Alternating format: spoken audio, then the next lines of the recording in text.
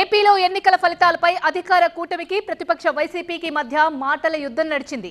ఈవీఎంలను manage చేశారని ఒకరు, గతంలో మీరు సాధించిన విజయం సంగతేంటి అంటూ మరొకరు, ఇలా వాగ్వాదం కొనసాగుతూనే ఉంది. అదంతా కామనే అయినప్పటికీ తాజాగా అక్కడ వాదనలు, ఆరోపణలు తెర మీదికి రావడం ఆసక్తి రేపుతోంది. అంతేకాదు, దానిపై ప్రభుత్వం సిట్ ఏర్పాటు చేయడం కొందరు నేతల్లో వణుకు పుట్టిస్తోందట. పరుచూరులో ఓట్ల తొలగింపుపై సిట్ విచారణ. ఈ అంశంలో ప్రభుత్వం సీరియస్ గా ఉందా? ఆమంచి మెడకు ఉచ్చు బిగుస్తోందా?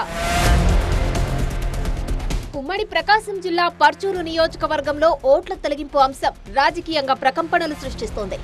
ఎన్నికలకు ముందు ఓట్ల తొలగింపు జరిగిందన్న ఆరోపణలు రావడంతో స్పెషల్ ఇన్వెస్టిగేషన్ టీంను ఏర్పాటు చేసింది కూటమి సర్కార్. దీంతో ఈ అక్రమ ప్రక్రియలో భాగమైన వాళ్లకు కంటి మీద కొనుకు లేకుండా పోయిందట. ఏమండి, ఇప్పటి నుంచి నాకు ఇంటి పనిలో కొంచెం ఎక్కువ హెల్ప్ చేయండి. ఎందుకు? నీకు జాబ్ దొరికిందా? నాకు నేనే బాస్ అవ్వాలనుకుంటున్నా. ఎలా? బాస్ వాలా బీ ద బాస్. నియోజకవర్గ వ్యాప్తంగా భారీ సంఖ్యలో దొంగ ఓట్లు ఉన్నాయంటూ వైసీపీ హయాంలో దాదాపు 24,000 ఓట్లు తొలగించారు. ఇందులో అప్పటి వైసీపీ పర్చూరు ఇన్ఛార్జి ఆమంచి కృష్ణమోహన్ హస్తముందన్న ప్రచారం జరిగింది. అధికారులను ప్రలోభపెట్టి భారీ సంఖ్యలో టీడీపీ మద్దతుదారుల పేర్లను ఓటర్ల జాబితా నుంచి తీసేయించారనే ఆరోపణలు వచ్చాయి. అప్పుడు ప్రతిపక్ష టీడీపీ ఎమ్మెల్యేగా ఉన్న ఏలూరి సాంబశివరావు కోర్టును ఆశ్రయించడంతో ఎన్నికల కమిషన్ విచారణ కూడా చేపట్టింది. అది నిజమేనని తేలడంతో అందుకు కారణమైన పలువురు పోలీసు అధికారులను సస్పెండ్ చేశారు. అప్పుడు సాంబశివరావు ప్రతిపక్ష ఎమ్మెల్యే, ఇప్పుడు అధికార కూటమి ఎమ్మెల్యే. మరి అపోజిషన్ లో ఉన్నప్పుడే ఆ స్థాయిలో పవర్ చూపిస్తే అధికారంలో ఉన్నప్పుడు ఇంకెంత చూపించాలి? అందుకే మరోసారి ఈ ఓట్ల తొలగింపు అంశాన్ని బయటకు తీశారు. ఈ వ్యవహారంపై సీఎం చంద్రబాబుకు ఫిర్యాదు చేయడంతో సిట్ విచారణ మొదలైంది. చనిపోయిన ఓటర్లకు సంబంధించి దాఖలయ్యే ఫామ్ నెంబర్ 7 2024 ఎన్నికలకు ముందు పర్చూరులో భారీ సంఖ్యలో రావడం చర్చనీయాంశమైంది. నియోజకవర్గంలో దాదాపు 195 మంది వ్యక్తులు ఫామ్ 7లను గంపగుత్తగా దాఖలు చేసి 24,000 ఓట్లను తొలగించడంలో సఫలీకృతమైనట్టు తెలుస్తుంది. దీనికోసం ఏకంగా పోలీస్ శాఖనే వాడుకున్నట్టు అభియోగాలొచ్చాయి. బ్రతికుండగానే వేలాది మంది టీడీపీ మద్దతుదారులు చనిపోయినట్టుగా ఫామ్ 7 ఫామ్లు దరఖాస్తు చేయించారు. దీనిపై ప్రతిపక్ష ఎమ్మెల్యేగా అప్పుడు ఏలూరి సాంబశివరావు తీవ్ర అభ్యంతరం వ్యక్తం చేశారు. అయితే కోర్టు అక్షింతలు వేయడంతో 12 మందిపై కేసులు నమోదు చేసిన పోలీసులు ఆ తర్వాత చేతులు దులుపుకున్నారు.